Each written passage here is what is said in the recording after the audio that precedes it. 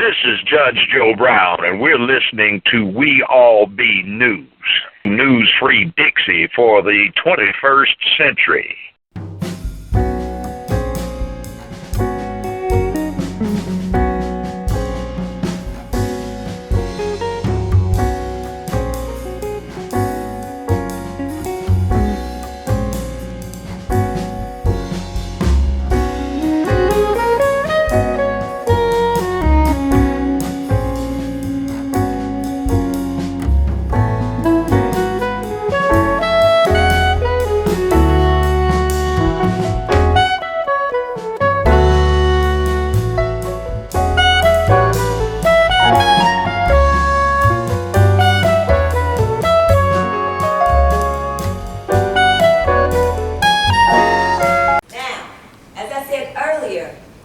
We want to shine that spotlight on our warriors in the community.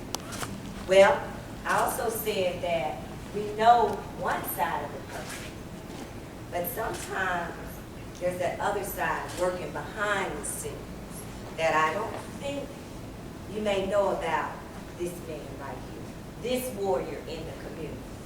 Now, if you look to your left, my left, everybody knows this Craig Hodges, right? Yes. 4 times. Yes. Yes. Even in Memphis, okay? 4 times NBA champion, okay? And that's well and good. But tonight, I want you to hear from this Craig Hodges, the behind-the-scenes warrior that was working on the behalf of his fellow colleagues, even though he stood by himself. And he still continues to this day to work in that arena. We're here because of the foundation and what it stands for, at-risk youth. This warrior continues to work on the behalf of our at-risk youth, giving them access that they may never have. I present to you, Mr. Craig.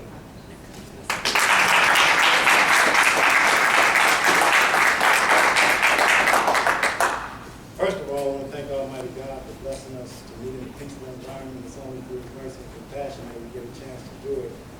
And for me, it's indeed an honor and a privilege to get a chance to share this roster with my brother, Reverend A.L.L, who's Excuse me, you kind of talk to me.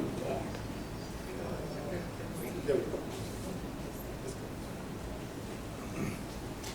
It's an honor to,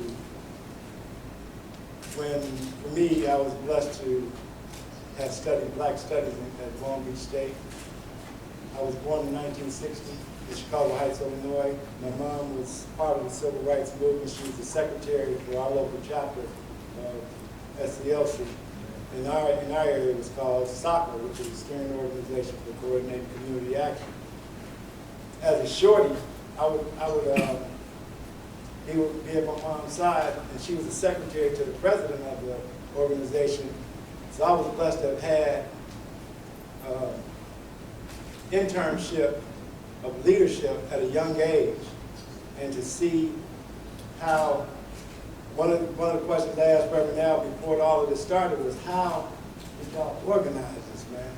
How did you get brothers to get together and know that it's not a matter of a big fish or a little fish. It's a matter of us making sure that we get this mission, we get whatever it is done, we get it done. It's not about me telling you to go do it, it's about it getting done.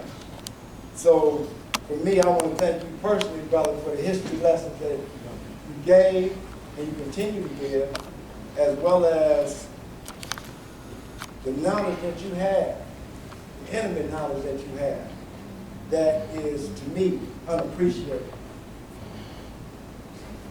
It's unappreciated, not that it's any design at it, but it's a matter of us as a people, that we are at a point in our history, like you. This is my first, you've been here. This is my first time here. In walking up and seeing the scene, I can remember on that day that you speak of, being a aspiring basketball player, dribbling home from, at that time, Benjamin Franklin Elementary School, the school ground. Dribbling home, you know, working on my habits, getting the house, my granny, my mom, my auntie, crying on the level that I was blessed. That up until that point, I never seen nothing but good things. Of course, everybody has some sad times, but I had never seen my granny and my mama cry like that. And I don't know what it did to me, but it put something in me that is still churning for a reason behind it. A reason behind how. How could Dr. King? How? Especially when I think in terms of who was on my wall, Jesus, Dr. King, and President Kennedy.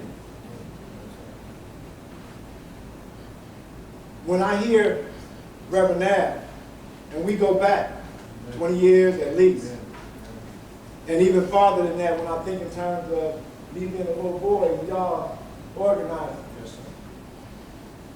that I know God don't make no mistakes. That historically, the sacrifices that the brothers made on the ultimate sacrifice level, the seeds that were planted are coming into existence today. And that many times we're not able to see the plan because it is so grand. I want to thank Sister Marsha for giving me this honor, but it's bigger than the honor for me.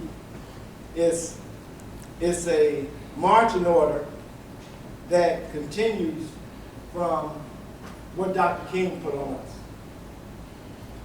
If you get a chance, I want everybody, and if you have children, make sure you have your child sitting there with you, is go on YouTube and listen to Dr. King's speech, Why I'm Opposed to the Vietnam War. Yes, sir. Yes, sir.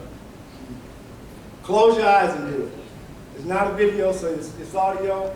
I want you to close your eyes and listen to the majesty in his voice. To listen to the different energy points of when he's trying to get a point across to us. Nothing, those marching orders that he gave, racism, militarism, economic exploitation. In studying the three of the evil triplets, they encompass all of the evils that we face on the daily. Now the question becomes, what type of link do we feel to y'all? What type of, do I feel responsible to the sacrifices of my elders? We are, in looking at where we are today, I was blessed to have had a professor at Long Beach State by the name, a couple of them, honestly. The first I want to speak of is Dr. Maulana Garanga, the founder of Kwanzaa. As an 18-year-old, that was my first class at Long Beach State, so the heat that I got lit a fire under me as far as what is your responsibility to your people. The second professor that had a profound effect on me is the late Dr. Khalid Muhammad, who was, to me, he gave us a chance on campus to see what it was like to see truth spoken to power and how to go about doing it. I feel so lucky to have grown up in Chicago Heights during the time that I did, because my granddad gave me a newspaper one morning. And at that point I was on my rise. I was playing baseball, playing basketball, and for some reason it hit him. He too stuck on sports. Granddad gave me a newspaper. Every morning I would go get the newspaper, Sun-Times, and he told me, he said, look at the paper, boy. Don't read it all, just go through it real quick and tell me where you find the sports at. Sports is at the back of the paper. My granddad said, don't always be at the back of the paper. Do something on a positive level so that you're on the front page.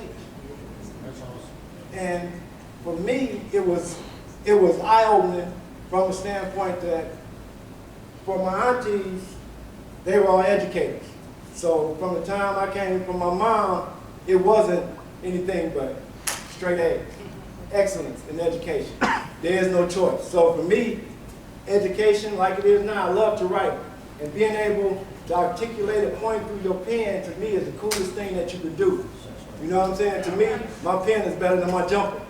And it's like we were talking about earlier, Charlie Parker, who the cold musician, said that the amount of time he spent on learning his craft in 2 years is 14 hours a day for 2 years straight. And then when you think about, for me, I think about, you know, this jump shot, to me, one of the greatest ones in the game ever, but it didn't just happen. None of the, to the young folks, none of this stuff just happens. I suggest you find your passion early in your life. I was blessed. I was blessed to have been given the spectrum of sport to go after. But before I got to do any sport, I was learning how to read and write. So that now, within the context of whatever you do, you have the ability to tell somebody what's on your mind, to tell somebody what you're feeling like, to be able to put thoughts together so that people can say and respect you more than anything. So tonight, in recognizing excellence, that's excellence to me. When I see a brother that sticks to the love of his people all his life, found it young, found leadership young. Look at this brother. Incredible. Incredible to see and to know how much pain he felt when he had to bury his brother and his teacher. And to continue. And to continue that fight today and to be here, like he said, November 20th, 2015. My thing I want to leave us with, if we look across the face of the earth at every people on the face of the earth has had their rise except us. The rise is coming. Now the question becomes, how do we prove worthy? He said trust. I'm saying, are we worthy for the divine inheritance that's coming our way? Brotherhood, Chickasaw Nation, telling us how warriors are needed. On point. The part for me that is so great is that right now, we know, if we look, nobody on the face of the earth fits that description of that people but you. But you. Now the question becomes, how can we unify ourselves to show God that we're worthy of this divine inheritance that's to be put on us? It's only one thing. I tell brothers all the time, when I was in 6th grade, and I'll be done real quick, sister. When I was in 6th grade, we have forest preserves. Me and my buddies, we get together, we go get our big brothers, our uncles, BB guns, and we go and hunt. We're going hunting in Chicago Heights, Illinois, but anyway. So we go out in the forest, and I look up in the tree, I look at the bird, and I'm looking at the bird, right in the bird's eye, and I shoot. Bird fall at my feet. I cried all the way to the crib with my gun. All the way home, it kept hitting me. Man, what if that was somebody? What if that was your granddaddy looking for food to bring home to the crib for y'all? That bird, in my mind, was getting food for his family, getting ready to go to the crib, set it out, and I took him out the game. That's rich. Me, I went home, sitting on the back porch with a hammer, screwdriver, and pliers.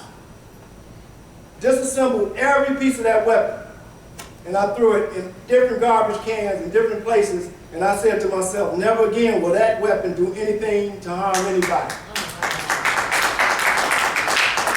I have never picked up a gun since. And I suggest to my people who love weapons, I'm cool with it, but what I'm saying for now, we have to find a place to store them to show the Creator that that's not the way we're going to win this war. The way we're going to win this war is to respect brother to brother and brother to sister. We are the only men on the face of the earth that allow our women and our babies to be murdered. I'm just putting it out there, brotherhoods, that we have got to now stand up and say, whoa, whoa, whoa, whoa, whoa. Hold up, hold up, hold up. I ain't shooting no jump shots. I ain't hitting no baseballs. I ain't running no track. I ain't doing none of that until our condition changes as a people.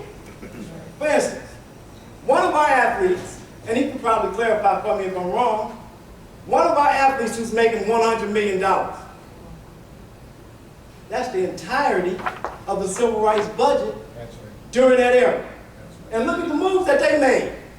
And we can't make a move with the dollars that we got as athletes and entertainers. I would suggest the marching orders that Dr. King left for me is boycott. Two things that if we boycott, two things in America that would change our condition overnight. Gym shoes and hair care products.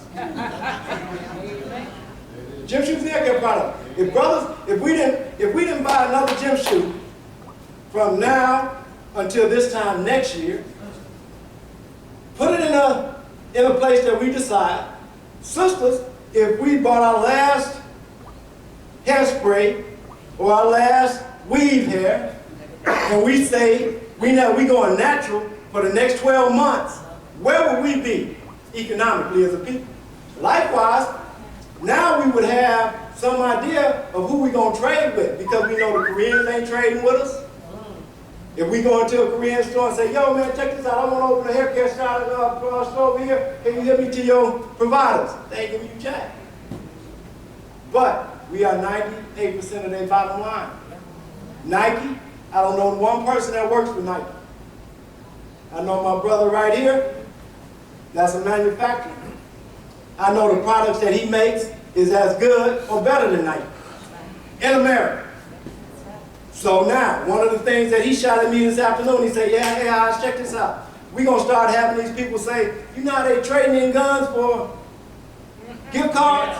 We're going to start trading in our Nike jerseys, our Reebok jerseys, our Adidas jerseys, for B manufacturing jerseys. Now, we on the economic thing that's going to change how we spend, who we spend with, and who we ally ourselves with. You know, so once again, I want to thank Memphis for inviting me, for giving me such a cool award. Some awards, like for instance, whether y'all know it or not, all that NBA job is job to me.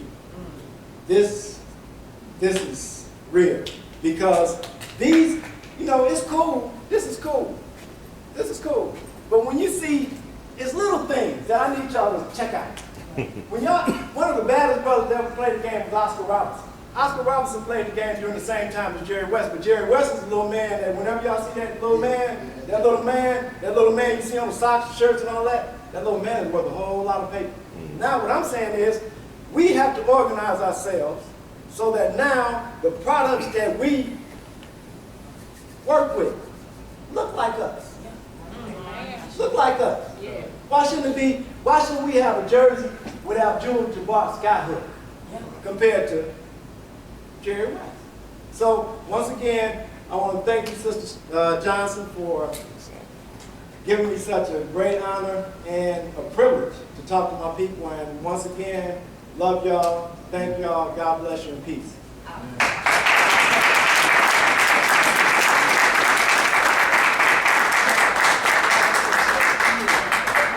And with that, I would like to present this award to you on behalf of the foundation. Thank you, thank you, thank you.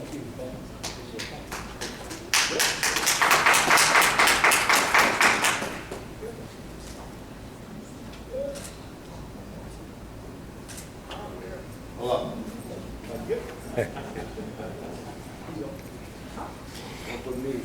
One for the news, please. Thanks. Thank you. And that's what I wanted you to hear. That's what we're about this evening, okay? That side of Mr. Hodges, but behind the scene and also on the scene, trying to make that difference.